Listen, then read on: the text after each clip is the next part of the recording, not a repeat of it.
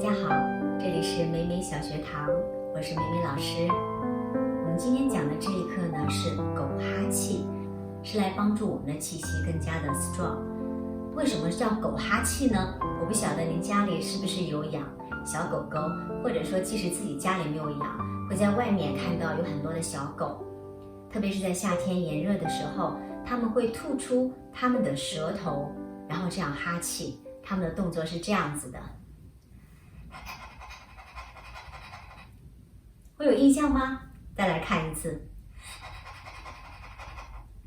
这种感觉。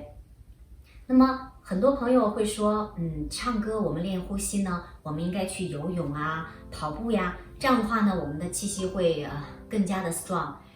游泳和跑步确实能对我们的身体健康有好处，而且呢，它也确实对我们的气息有帮助。可是它没有这一条狗哈气来得更快，来得更直接。为什么呢？比如说在我们唱歌的时候，我们发现有些高音我们唱的第一次的时候还勉强能唱上去，唱到第二次再 repeat， 第三次再 repeat 的时候，你就觉得好累好累呀。当然我说的这种情况是有一些爱好唱歌的朋友，他并没有解决他的所有的这个声音技术上的问题，他在某些时候呢还是会到一定的高音，时间长会坚持不了很久或者唱的久了就会觉得越来越累，越来越累的那种感觉。那么这个时候呢，如果你每天能够练不多5分钟狗哈气，不得了。你可能想，哇，5分钟这么短，这么少的时间，可不是这样哦。你拿着表看一看，你要是能做到30秒，你都觉得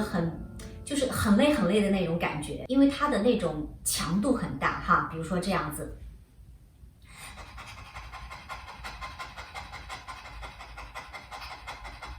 就一直你会觉得你的这个上面的这个肚子啊，到这个胃部横膈膜的感觉都是吐吐吐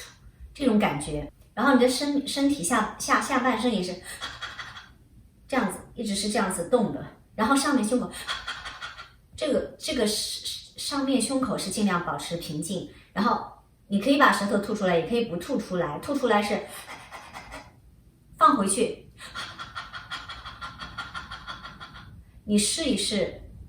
别说5分钟，就是30秒，你会不会很累啊？会不会觉得，哎呀，这个地方真的好累好累？然后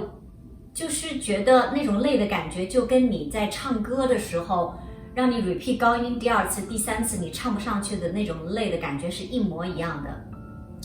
那么你呢，练到30秒不行，停下来，然后休息一下，但是不要休息的太长，稍微喘口气，马上再接着练习，赶紧练，再练30秒，然后再喘口气，再歇一下，再接着练30秒。如果可以的话，你会增加越来越长，可能一直狗哈气哈到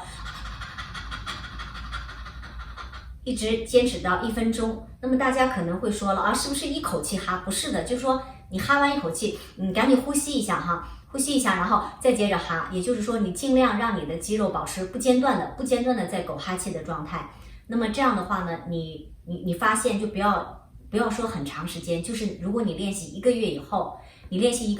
来检查一下，你会觉得，比如说之前有首歌，你唱到第几次的时候 repeat 那个高音，你就唱不上去了。但是这次通过你练习了这个狗哈气以后呢，一段时间，你发现，好像再 repeat 到可能你会觉得没那么累，有的时候完全解决了那种累的那种状态。那可能朋友们就会有一个问题，不是说我们的声音位置解决了，我们的这个其他方面的肌肉都对了以后，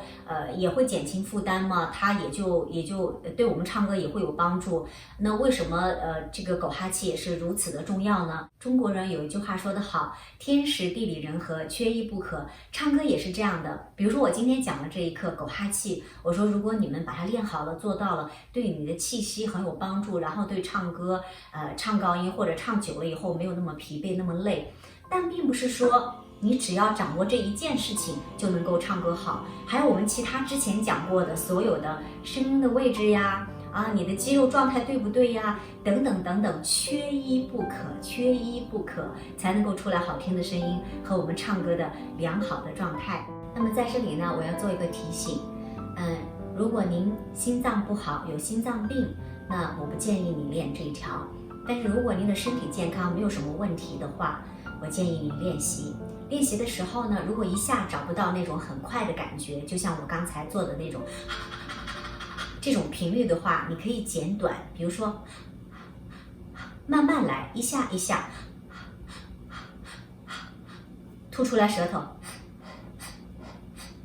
然后慢慢加速度，